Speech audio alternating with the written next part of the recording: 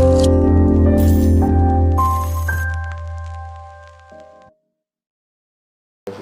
alamin. Salatu wassalamu ala Sayyidina Muhammadin wa ala alihi wa sahbihi ajma'in. Qala rabbi shrah li sadri wa yassir li amri wahlul 'uqdatam min lisani yafqahu qawli. Subhanaka la ilma lana illa ma 'allamtana innaka antal alimul hakim. Wala haula wala quwwata illa billahil aliyyil azim. Nawaitu ta'lu wa ta'lim wa tadhakkura wa tazkira wa naf'a wal intifa' wal ifadah wal istifadah wal hasa 'ala tamassuki bi kitabillah wa sunnati rasulih wa du'a ilal huda wa dalalata 'alal khair ibtigha'a wajhillah wa qurbihi wa sawabihi subhanahu wa ta'ala. Allahumma inni as'aluka ilman ladunni wa mashraba safihani ya wahabu ya ghani. Qala al-muallif rahimahullahu ta'ala wa nafa'ana bih wa bi'ulumihi fid darain amin. Rabbi yassir wala tu'assir wa tammim bil khair wala haula wala quwwata illa billahil aliyyil azim. Amma ba'du. Assalamu alaikum warahmatullahi wabarakatuh. Berkata Syekh Abdul Samad Al-Falimbani dalam kitab dia Hidayatus Salikin fi suluki maslakil muttaqin, sehinggalah kepada perkataan dia ke-10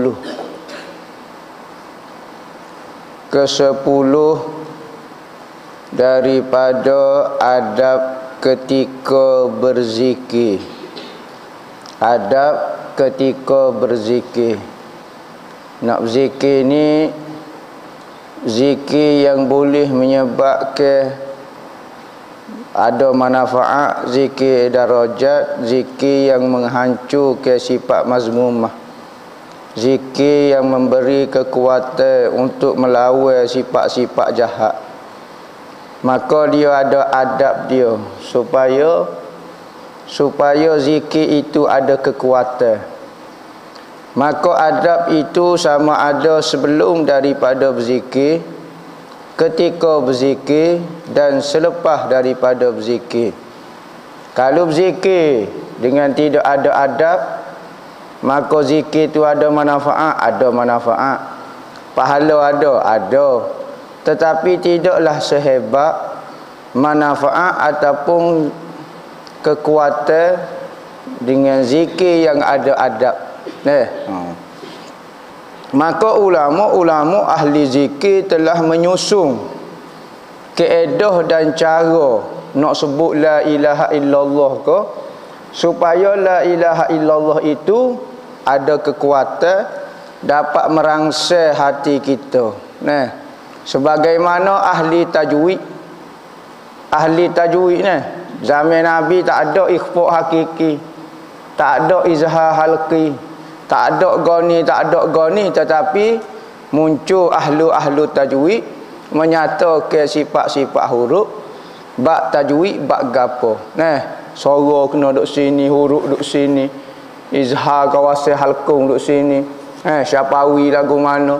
Mari mana zaman Nabi ada bahas qada benda ni? Tidak ada. Tetapi ahli tajwid begitu halus dalam bab menyebut suara-suara huruf, mengeluar cara makhraj, tepat keluar suara huruf-huruf tu lagu mana. Maka benda ini dibahas secara detail. Kita boleh terima. Orang ramai orang mengaji tajwid. Wahabi pun mengaji tajwid. Tetapi apabila ahli zikir nak menyatakan kaifiat cara sebut la ilaha illallah, kerana ni bidang dia, bidang berzikir ni, maka tu ahli dia.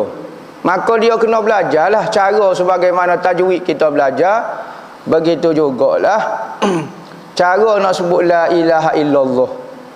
Jangan tanya Tok Pekoh tak pandai, bukan ahli dia. Jangan tanya Tok Usul, tak pandai. Jangan tanya orang ahli hadis, tak pandai.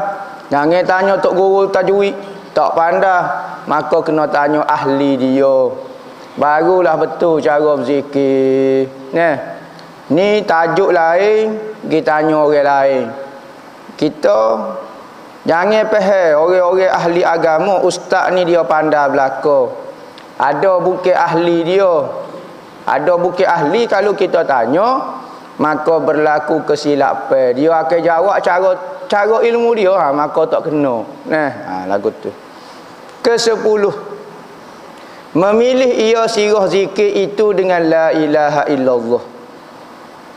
Maka disebutnya serta dengan kuat yang sempurna. Ni cara orang nak berzikir, cara ahli zikir. Sebut dengan kuat yang sempurna serta ta'zim, membesar ke kalimah la ilaha illallah tu. Sebut dalam keadaan mulia ke kalimah la ilaha illallah. Sebut dengan keadaan mulia, sebut dengan kuat, dan menaik ke lafaz la ilah itu dari atas pusat, daripada atas pusat, dan menyampaikan ia lafaz illallah itu kepada hatinya. La ilaha illallah. Gitu. Turun daripada bawah, naik ke atas dan rembah di hati. Illallah. La ilaha illallah. Gitu. Rembah di hati kita. Tu kaifiat dan cara dia. Mari mana tak ada Quran hadis, bah ilmu tajwid tak ada Quran hadis. Ilmu mustalah hadis tak ada Quran hadis. Maka benda-benda lagu ni ahli dia buat kajian. Yang dinamai akan dia hati sonubari. Baca dia sonubar. Apa hati sonubari? Kerana hati ini rupa dia seperti buah sonubar. Buah sonubar ni buah macam hati kita. Hati-hati ni panggil jatung ni. Jatung. Hati sini maknanya jatung buah gini. Maka ada satu pokok, nama pokok sonubar. Maka apabila hati nak serupa lagu tu, orang panggil hati sonubari. Asal daripada pokok sonubar dipanggil. Hati sonubari, padahal mencenderung ke kepalanya kepada lambungnya yang kiri. Gini. La ilaha illallah, cenderung ke kepala ke sebelah kiri. Serta hadir hatinya yang maknawi. Saat ni sonubari, hati zahir, hati hok bentuk sonubar saat ni. Hati hok bentuk sonubar ni hati zahir, hati hok kita bentuk tu. Dan hadir ke hatinya yang maknawi, yakni hati yang tidak berupa. Hati yang, kalau hati ni kita berkongsi dengan haiwan, dengan makhluk lain. Hati ni ayam ada, hati ni kambing ada, hati hok ni supaya hati sonubar. Tetapi hati maknawi ni hok kita nak tengok. Hadir ke hati dengan hati maknawi, yakni dengan perasaan tu maksud. Di dalam hati sonubar tu ada hati maknawi, seperti yang lagi akan datang kaifiat ini pada fasal yang ketiga. Ke-11, menghadirkan makna zikir itu dengan hati dia, serta tiap-tiap kali daripada menyebut zikir itu. Jadi masalah hadir hati ini banyak ulama-ulama bahagi. Ada makna lagu ni, ada makna lagu ni, terpulang kepada kita. Sama ada kita nak pilih hok mana so boleh belaka, cuma bergantung kepada guru-guru kita. Kalau guru kita kesuruh hadir ke makna lagu tu, maka hadir ke makna lagu tu. Sekalipun bukan makna kalimah la ilaha illallah, tetapi guru kita suruh hadir ke makna lagu tu, maka hadir ke makna lagu tu. Kerana apa? Kerana guru kita tahu gapo dia kelemahan kita, maka gitu. Adapun makna la ilaha illallah, makna apa dia? Saya nak hadir ke apa dia makna dia? Itu pada yang menistihdarkan di dalam zikir itu, nak menghadirkan dalam zikir itu, maka tak kala nyata sifat basyariah. Tengok, kita tengok diri kita, kita nak beri makna apa dia kalimah la ilaha illallah. Jika nyata, tak kala ni jika lah, jika nyata sifat basyariah, masih ada lagi sifat kemanusiaan kita. Sifat nak marah, makan, minum, tidur, setubuh. Ini sifat manusia, basyariah dipanggil. Dan waswah, dalam hati kita masih banyak lagi sifat-sifat mazmumah, sifat-sifat kemanusiaan, sifat-sifat hak biasalah. Dan sifat-sifat waswah, waswah mengenai akidah, waswah mengenai ketuhanan. Waswah lagu tu dikata dengan lidahnya la ilaha illallah, dan dikata dengan hatinya la ma'buda illallah. Dalam hati la ma'buda illallah, dalam luarnya la ilaha illallah, la ilaha illallah, la ilaha illallah. Dalam luar mulut sebut la ilaha illallah, dalam hati la ma'buda, tiada yang disembah kecuali Allah. Hadir ke dalam hati lagu tu. Kalau kita ni jenis banyak basyariah lagi, popok kita ni banyak basyariah lagi. Perangai manusia tu banyak lagi. Ya wali ni hilang dah perasaan basyariah dia. Kita kalau orang marah, kita nak marah semula. Ni standard manusia. Apabila orang buat khianat ke dia, dia jadi nak marah. Ni sifat basyariah. Kalau masih ada perangai lagu ni, kalau orang nak marah kita berdendam, ada perangai berdendam lagi, ada perangai sakit hati lagi, ada perangai gini, ni panggil perangai basyariah, perangai kemanusiaan. Maka lagu mana? Zikir hadir ke makna tiada yang disembah kecuali Allah. Dan tak kala pada sifat basyariah. Apabila zikir kuat-kuat, apabila duduk di bawah tarbiyah seorang guru, mursyid, maka apabila dijaga, ditarbiyah, maka hilang dah perasaan kita. Perasaan ke mana? Perasaan apabila orang khianat kita, kita tak seru hati lah mana dah. Apabila orang buat khianat kita, apabila orang khianati kita, apabila orang buat zalim kepada kita, tak marah lah mana dah. Apabila tengok benda-benda sedap, apabila tengok benda-benda dunia, jadi rasa tak sedap lah mana, taklah kegembira sangat. Maka hilang dah sifat basyariah kita. Hilang dah. Hasil daripada tarbiyah seorang guru, maka hilanglah sifat kemanusiaan. Dan waswah, hilang dah waswah. Waswah dalam bab agama, waswah lagi ni. Tinggal kereta waswah, tinggal anak bini waswah, waswah belaka. Dan sucilah hatinya daripada demikian itu. Bersih belaka, tak ada dah sifat basyariah. Atau kerana menuntut akal sesuatu daripada zauq. Ataupun seorang itu masih ada sifat basyariah, tetapi dia nak merasai sesuatu ahwal daripada zikir, nak merasai suatu perasaan daripada zikir. Lagu mana zauq ni? Perasaan yang hadir ketika zikir ni. Maka guna zikir lagu mana? Ada. Dan syauq kepada Allah, nak mari perasaan zuk, rasa sedap dengan Tuhan, rasa rindu kepada Tuhan. Kita ni kadang-kadang rasa sedap dengan Tuhan, jarang-jarang. Seminggu sekali mungkin rasa. Tanya duduk sore bangun tahajud kau rasa sedap duduk dengan Tuhan. Rasa serabut duduk dengan manusia, kadang-kadang. Kadang-kadang manusia ni timbul masalah baru rasa sedap dengan Tuhan. Kalau rasa sedap dunia, tak ingat dah ke Tuhan. Seolah-olah katanya dalam kitab tasawuf, buat Tuhan ni supaya bini tua. Apabila balah dengan bini muda, pergi cari bini tua ni lah. Ni hodok suak nasinya. Maka kita buat Tuhan seperti bini tua, orang kata.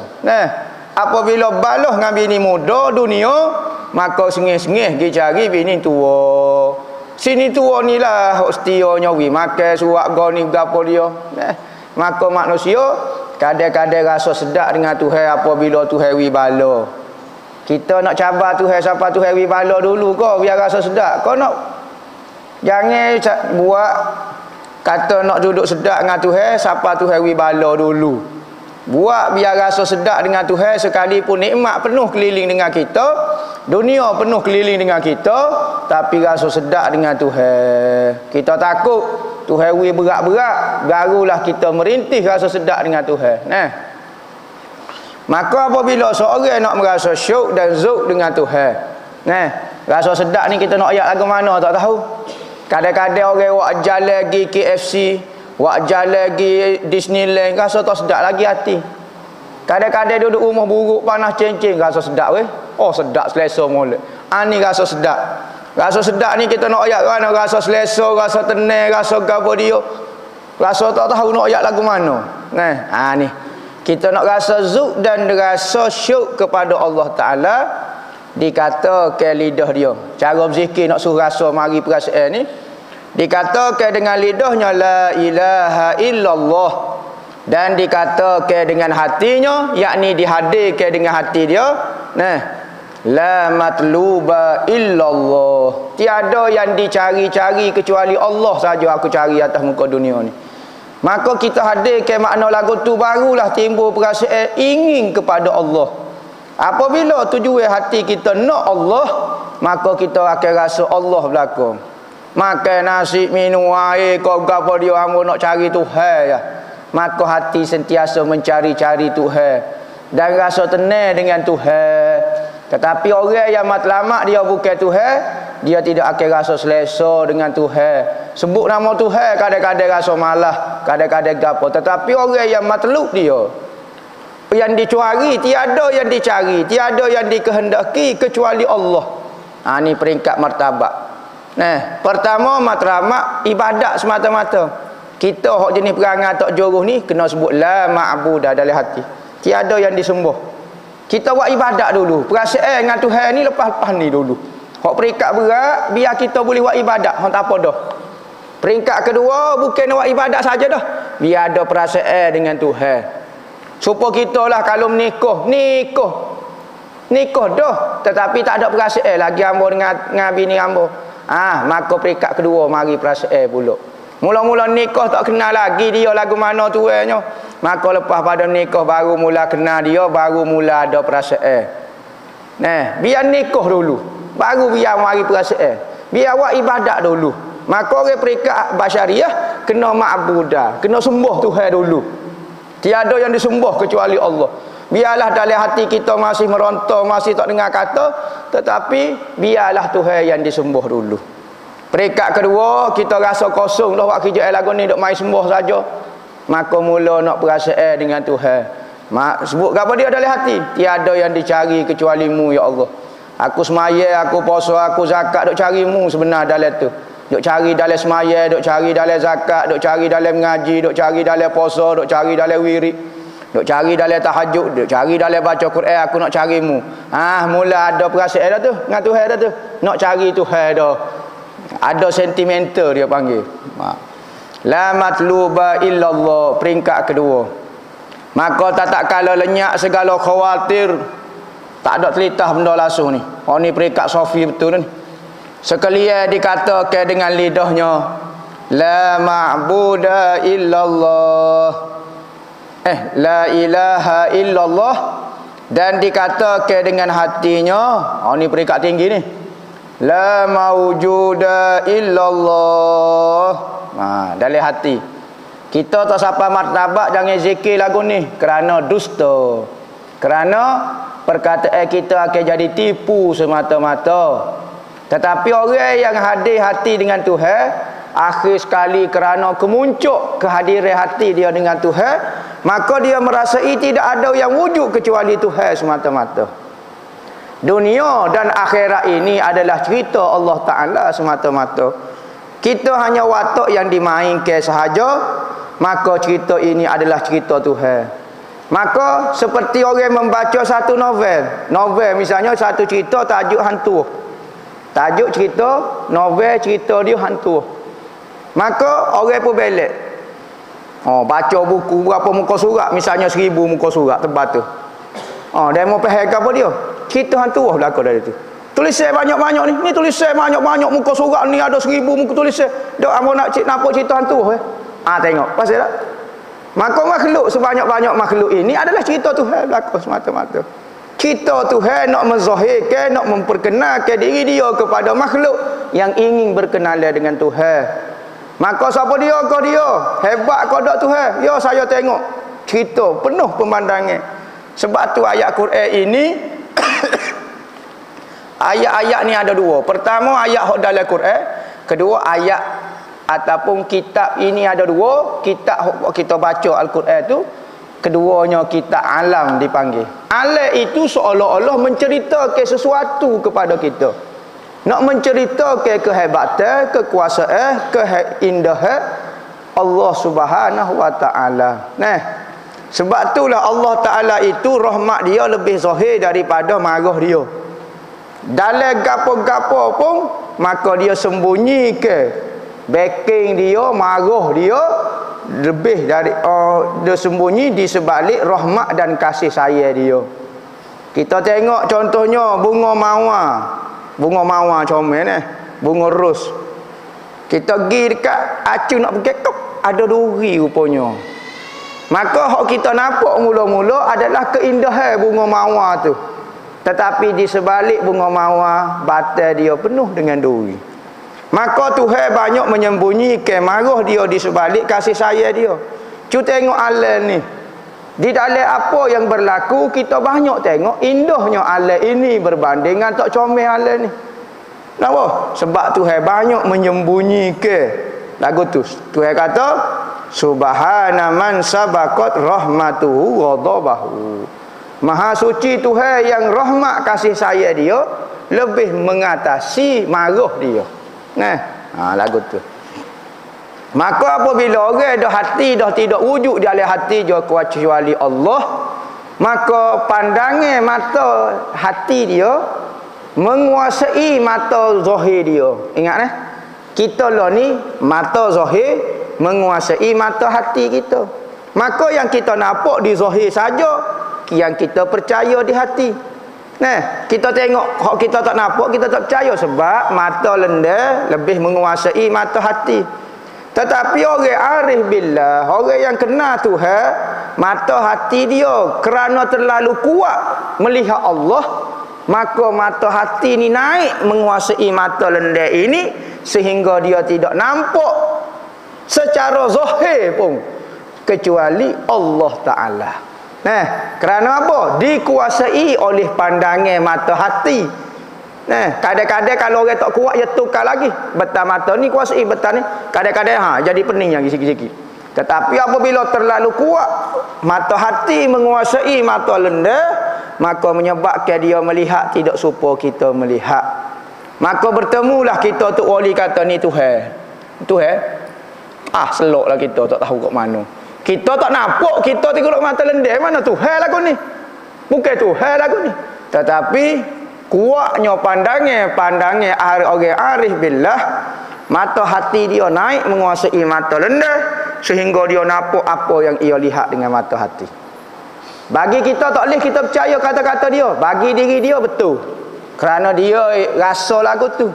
Mana kalau bagi kita, kalau dia kata ni Tuhan, tak boleh lah mana Tuhan lagu mana lagu ni. Tetapi dia sudah dikuasai oleh perasaan. Seperti orang yang gila kepada seorang perempuan. Gila kepada seorang perempuan lalu sebelah rumah dia. Lalu sebelah rumah orang tino hak dia gerai tu, hak dia nak tu, maka dia tengok selipar. Tengok selipar, Allah nampak jenak. Padahal jenak tak ada depan tu. Tetapi kerana kuatnya perasaan dia, maka perasaan tu naik ke mata sehingga dia nampak jenak. Orang duk kata selipar, dia duk kata jenak. Yang mau nampak selipar? Selipar apa? Jenak. Sudah kita nak kata guano. Dia panggil buak. Lagu tu. Maka kita jangan tiru dah. Kita jangan tiru perkataan dia. Kerana ni martabat dan perasaan dia. Lo ni kita tidak tahu ada orang betul-betul lah belajar wak lolok berzikir benda-benda tinggi.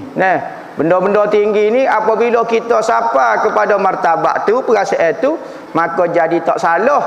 Tetapi kalau belum sapa kepada martabat tu, kita buat zikir lagu ni dah, la maujuda illallah. Ni la maujuda illallah, hamba pernah dengar dalam filem pun ada mengatik la maujuda illallah. Oh, pelik sungguh. La maujuda illallah. Sudah kata. Ni kata-kata orang arif billah, orang yang ada perasaan dengan Tuhan. Kita hok tak ada perasaan jangan buat gurau lagu tu. Pertama, nipu lagu ni. Hati demo rasa lagu ni dak. Lepas tu demo waktu bil lagu ni. Kedua, fitnah. Kerana ramai orang tak faham la maujuda illallah, tiada yang wujud kecuali Allah. Gapo dia? Mulalah timbul istilah hulul, wahdatul wujud, ittihad. Nah, gapo dia? Bersatu dengan Tuhan. Tuhan masuk dalam tubuh. Yang wujud hanya Allah. Mulalah timbul geger gepa pula, sidai kalai lah, gapo dia lah. Nah, tak faham, mula duduk berdebat geger gepa. Nah, maka zahirlah kebodohan orang-orang yang mendakwa ahli ilmu. Nah, jadi sesuai dengan keahlian dia, la maujuda illallah. Orang dulu ngatik lepas maghrib, la ilaha illallah, la ma'buda kan, maksud la ilaha maujud la ilaha illallah nah, ma'bud la ilaha illallah, ngatik lepas pada semaya nah. Jadi nak suruh benda-benda yang mesti hadir ketika ngatik la ilaha illallah menurut martabat diri masing-masing. Kalau orang tak sapa martabat ni, jangan berzikir dengan cara yang tinggi kerana bahaya. Kadang-kadang zikir dengan makna bahasa Melayu pun ada. Bergantung kepada guru masing-masing. Kadang-kadang tok guru kita tengok kita ni bahasa jenis kedekut. Kadang-kadang tok guru kita tengok kita ni bahasa nyaya kepada harta. Maka katanya tok guru, mu ngatik gini lah, mu saya ke apa? Apa dia harta?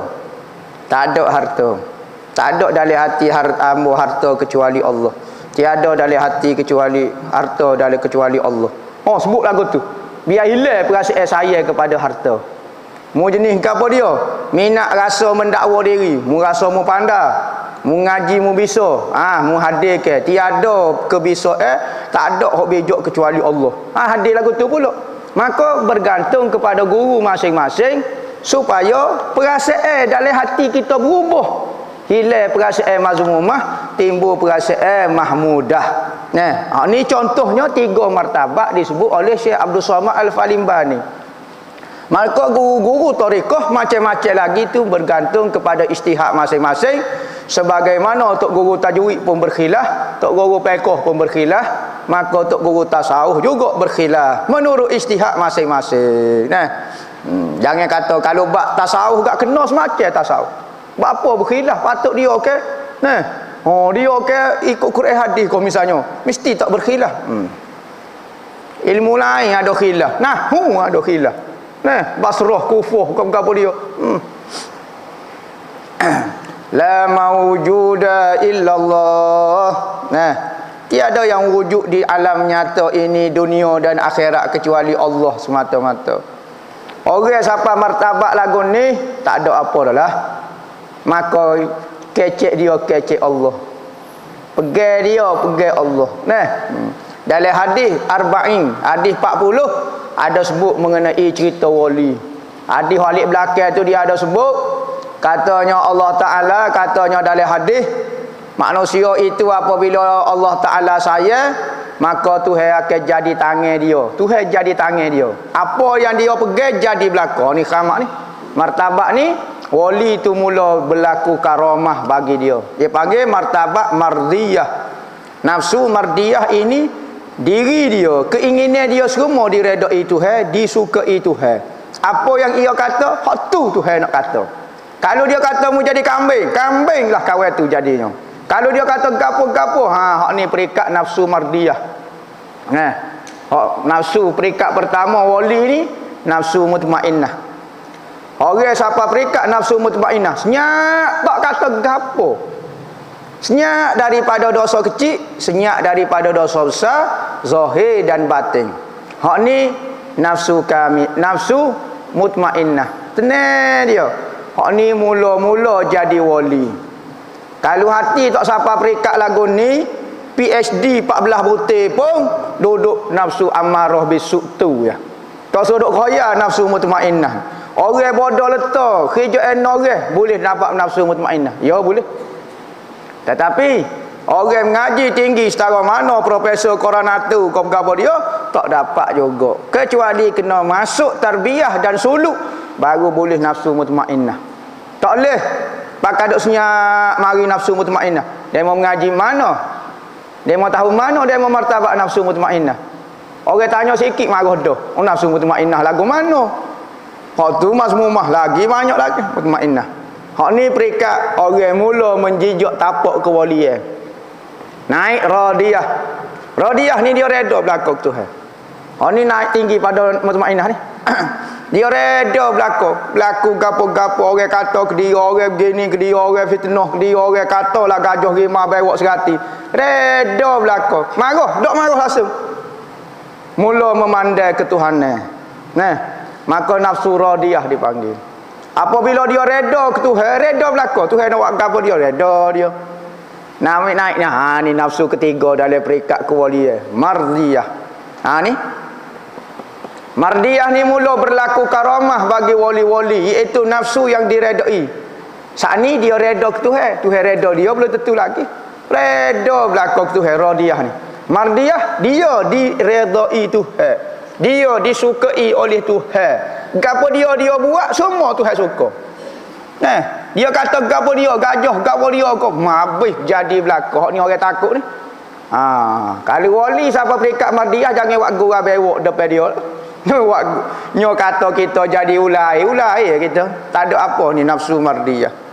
Patulah baru naik nafsu kamilah. Oh, nafsu kamilah ni martabat tinggi benar ni. Nafsu yang sempurna. Nah, Sayyidina Khadijah apabila dia meninggal, maka Allah Ta'ala turunkan ayat ya ayyatuhan nafsul mutmainnah. Tengok ayat Sayyidina Khadijah meninggal tu. Wahai nafsu yang tenang, irji'i ila rabbiki. Tengok ni. Pertama dia sebut nafsu mutmainnah. Ya ayyatuhan nafsul mutmainnah. Wahai Tuhan ya, wahai manusia, wahai jiwa yang berperingkat nafsu mutmainnah. Nah, bukan mutmainnah ni tenang, kita pergi tenang. Nah, belai-belai layan makan nasi tenang. Bukan tu ni. Kita pergi duk tenang, duk senyap, wi batas putih tenang molek kau itu jenera. Bukan gitu ni nafsu dah, martabat nafsu. Ya ayyatuhan nafsul mutmainnah, wahai nafsu yang peringkat mutmainnah. Irji'i ila rabbiki. Gi kepada Tuhanmu. Berarti ada martabat lebih tinggi daripada mutmainnah. Ada soal lagi. Irji'i ila rabbiki radiyatan mardiyah deh. Irji'i ila rabbiki radiyatan. Ha, naik kepada nafsu radiyah mardiyah. Tinggi lagi. 3 bentuk. Lepas tu habis kat tu tak? Tak habis lagi. Fadkhuli fi ibadi. So martabat lagi naik. Masuk kepada peringkat hamba. Wadkhuli jannati. Hak paling tinggi sekali. Nafsu peringkat masuklah kepada golongan hamba-Ku. So nafsu lagi. Masuklah ke dalam syurga-Ku. Ha, syurga lebih rahsia lagi. Hak ni ahli-ahli zikir, ahli-ahli tasawuf hanya memahami benda lagu ni. Nah, maka kita sebagai ahli ilmu kena menghormati ilmu orang. Jangan kita hormat ilmu kita saja, ilmu orang tak pakar supaya orang ni bodoh letak tak tahu apa. Nah, kalau orang kecek buat ilmu dia mengaruk belaka tu, selalu mengaruk. Bila nak bertambah ilmu, kita ahli ilmu nak bertambah ilmu kena hormat ilmu orang. Barulah Allah Taala tambah ilmu kita. Nah, kerana pandangannya tatak kala itu tatak kala siapa perikat ni lenyap dah segala khawatir lintasnya dalam hati, tetap dah hati dia dengan Tuhan semacam. Apa maksud hati tetap dengan Tuhan? Duk keras kerja untuk kecek dengan orang? Dok. Mulut duduk kecek dengan orang, tubuh duduk buah dengan orang, tetapi hati duk gak tetap. Tetap dengan Tuhan semacam. Maka apabila orang hati tetap dengan Tuhan, dia akan kecek molek selalu. Tak kecek uduh selalu. Bah, dia nampak Tuhan belakang, kecek tu kat lemah lembutnya lah. Buat apa? Duduk perhati Tuhan semacam. Kita ni hok dok kecek huha-huha ni tak nampak Tuhan. Kalau kita nampak Tuhan juga, kita pun kecek lemah lembut juga, getah gegar juga. Tak ada orang kalau dia nampak Tuhan rasa betul lagi, tak munasabah lah kita kata. Kita lah ni tak boleh nak buat kecek lemah lembut, kecek molek perangai juruh ni kerana masih jauh, masih tak nampak lagi Tuhan. Kerana pandangan tak kalau itu bahawasanya adalah yang tertutur itu dengan hak subhanahu wa ta'ala, yakni bihaulihi wa quwwatihi. Yang tertutur disebut, bukan yang menutur, yang tertutur. Berarti manusia apabila merasai ketuhanan, maka yang bercakap ini dia tak rasa dah diri dia dah. Hodok zikir la ilaha illallah itu dia tidak terasa dah bibir dia sebut, seolah-olah tertutur. Tuhan buat kita kecek kan? Itu sebenarnya hakikatnya. Tetapi manusia dilupakan oleh nafsu, menyatakan hamba duk zikir ni, lupa Tuhan. Tetapi apabila orang ingat Tuhan, dia rasa dia tertutur, dituturkan oleh Allah Ta'ala, menyebabkan dia boleh kecek ni. Ke-12. Ni ketika berzikir kena hadir lagu tu menurut martabat masing-masing. Yang hidup koyah hak tinggi lah. Ke-12, menafikan tiap-tiap yang maujud. Wallahu a'lam.